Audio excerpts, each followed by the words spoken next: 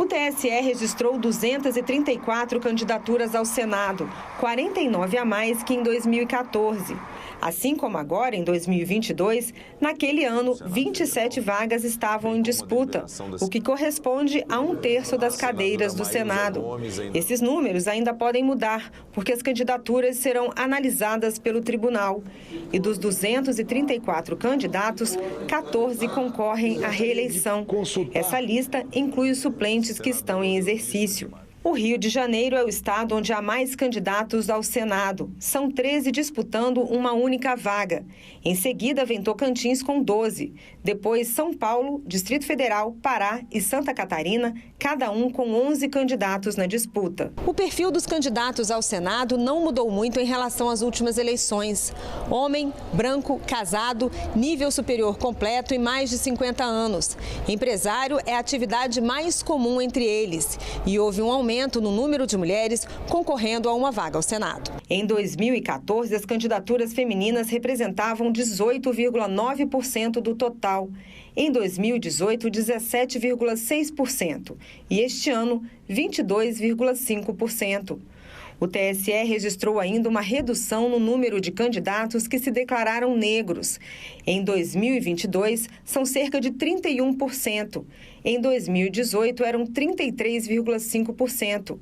Há ainda 3 candidatos que se declararam indígenas. A campanha eleitoral começou. Um período em que os candidatos estão liberados a exporem suas propostas aos eleitores. E existem regras para o período, que valem também para a comunidade.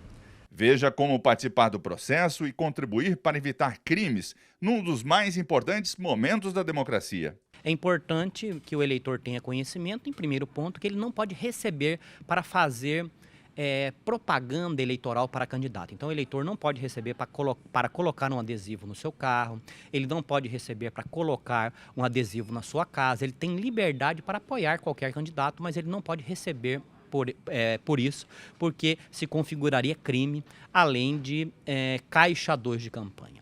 Em razão disso, se o eleitor tiver notícia de alguma irregularidade, ele deve denunciar por meio do nosso aplicativo Pardal. Você baixa no seu smartphone o aplicativo Pardal e lá você pode fazer denúncias sobre propagandas irregulares ou sobre quaisquer outros ilícitos que acontecem na campanha eleitoral. Além disso, o eleitor pode ligar também para a nossa ouvidoria pelo 0800 647 8191. 0800 647 8191. Além disso, a Justiça Eleitoral, a legislação eleitoral evoluiu e ela se preocupa atualmente com a poluição sonora, por exemplo. Então, é proibido se soltar fogos de artifício, é proibido também que o candidato tenha carros de som circulando pela cidade quando ele não estiver fazendo carreata, passeata ou alguma reunião. Então, carro de som ele não pode circular pela cidade fazendo jingles de campanha e nem mesmo ficar em pontos estratégicos parado, porque isso a legislação eleitoral veda. A legislação eleitoral também evoluiu no que tange a poluição visual. Então, nós não podemos ter propaganda eleitoral fixa em nenhum ponto público da cidade. Então, nós não podemos colar cartaz em árvores, em postes, em vias públicas. Colar cartaz em viadutos, por exemplo, isso é vedado.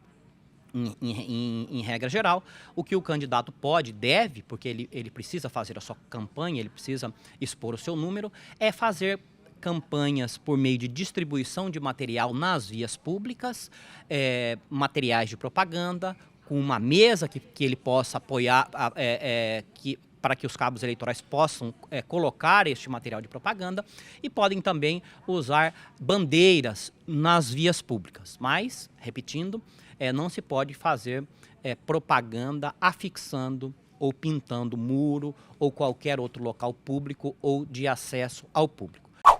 Eleitores e candidatos devem ficar atentos às regras divulgadas pelo Tribunal Superior Eleitoral sobre o que pode ou não pode na internet para não incorrerem em punições. Qualquer cidadão tem o direito de declarar apoio ao seu candidato nas suas redes sociais, mas com a devida cautela.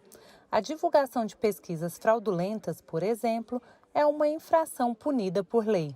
A resolução do TSE que trata de propaganda na internet também determina que somente candidatos e partidos podem pagar para fazer propaganda eleitoral, o chamado impulsionamento de publicações.